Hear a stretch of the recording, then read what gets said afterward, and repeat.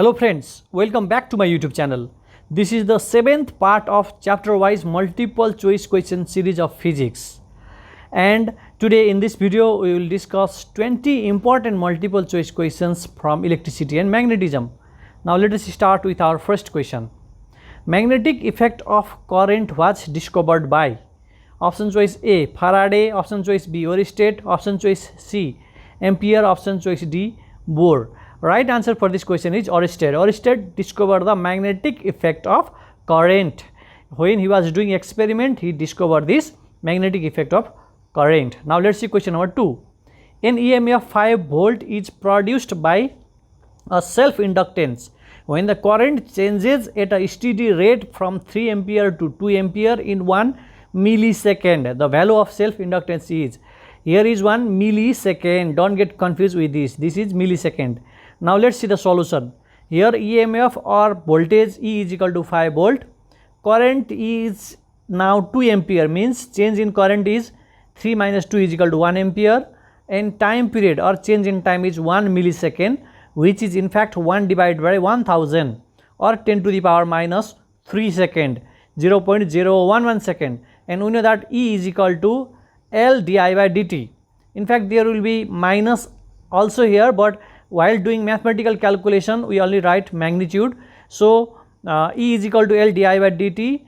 Now we know our E and we know di and we know dt. On substituting this value we get L as 0.005, which is 5 into 10 to the power minus 3 or 5 millihenry. Henry is the unit of inductance. So right answer for this question is option choice B. Now let's see question number 3. Magnetic field is caused by option choice A stationary charge, option choice B moving charge, moving negative charge only, option choice C a moving positive charge only, option choice D both B and C. Right answer for this question is both B and C. A charge in a motion can cause magnetic field, whatever be the magnitude of charge, but a stationary charge cannot produce magnetic field. Now let's see question number 4. A dynamo. A dynamo, if you see the option choice D fits correct for the question number 4. A dynamo converts mechanical energy into electrical energy, option choice D. Now let's see question number 5. To induced EMF in a coil, the magnetic flux linking.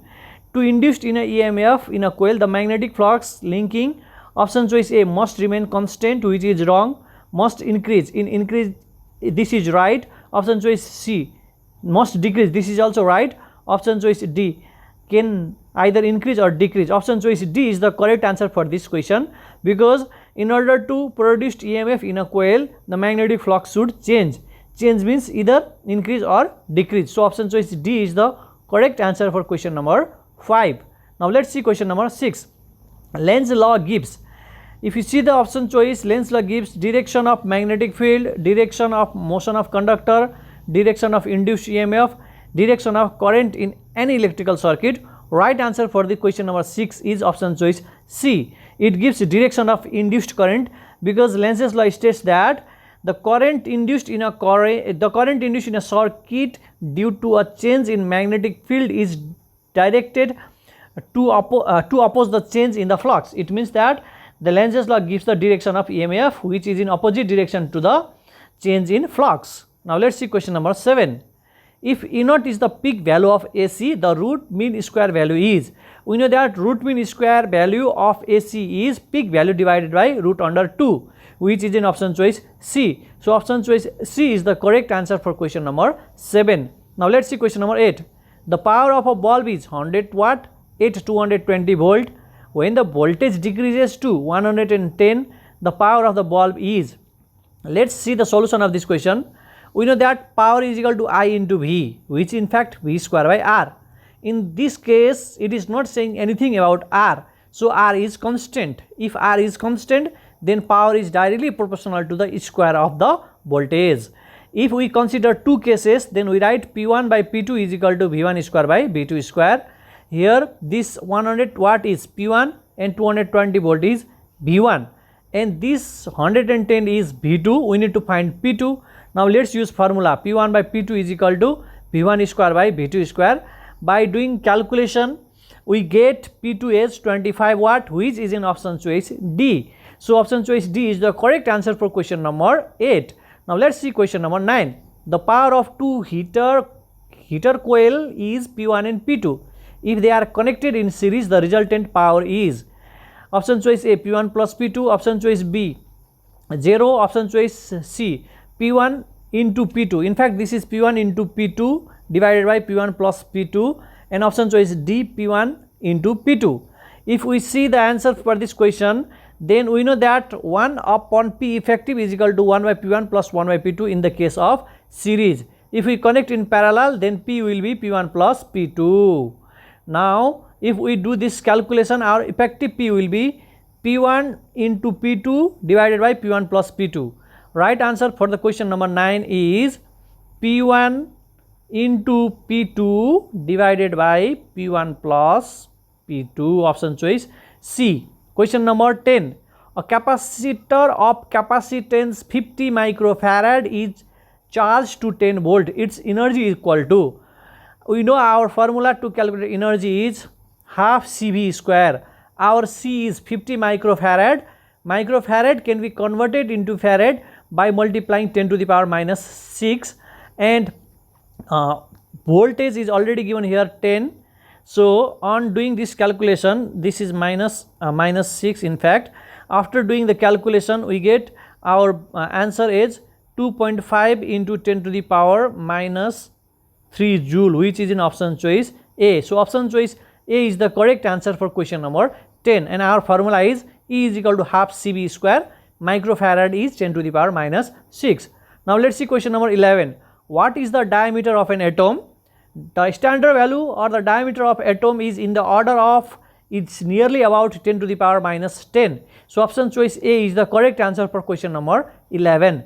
Now let's see question number 12. Which of the following is natural magnet? If you see this, the natural magnet is lodestone. A lodestone is naturally magnetized piece of mineral. They are naturally occurring magnet which attracts the iron. Lodestone was previously used to navigate, to show the direction of the boat and the ship. So lodestone means the direction. Lodestone means right direction. Question number 13. The ability of a material to conduct magnetic flux through it. The ability of a material to conduct magnetic flux through it is called permeability. Option choice D is the right answer for question number 13. Now let's see question number 14. Tesla is unit of, Tesla is, this is Tesla is unit of, option choice B, magnetic flux density or flux density. Option choice B is the right answer for question number 14. Now let's see question number 15. The direction of magnetic line of force is, the direction of magnetic line of force is always from north pole to south pole. So option choice B is the right answer. If you see the magnetic line of forces, they start from north pole and they end in south pole. They are continuous curve. Now let's see question number 16. In the left hand rule, the forefinger always represent, we know the left hand rule is like this. This is thrust or motion, this is magnetic field, and this is the direction of current. So right answer for the question number 16 is magnetic field. Forefinger always shows magnetic field. Now question number 17. The magnetic force on a current carrying conductor of length L placed in a magnetic field B at an angle theta is. Right answer for this question is F is equal to BIL sin theta. BIL sin theta, that is option choice A is the correct answer for question number 17. Force on a current carrying conductor placed in a magnetic field is given by B is the strength of magnetic field, I is the current flowing through the conductor, L is the length of the conductor, and sine of angle theta. Now let's see question number 18. To induced EMF in a coil, the magnetic flux linking. To induced in a EMF, magnetic flux linking should either increase or decrease. Option choice D is the correct answer, either increase or decrease. Question number 19. Tesla. Tesla is unit of flux density. We already discussed this question. Now let's see last question for today. This is question number 20. In fact, the production of EMF by maintaining a difference of temperature between two junctions of dissimilar metal is called. If you take this one type of material and this is another type of material or metal, these are called two dissimilar metal because this is one type of metal and this is another type of metal, and if we keep this one junction as hot and this another junction at cold temperature, then we see some EMF or current in this thermocouple. This type of effect is called Seebeck effect. Option choice B is the right answer for this last question. Thank you very much.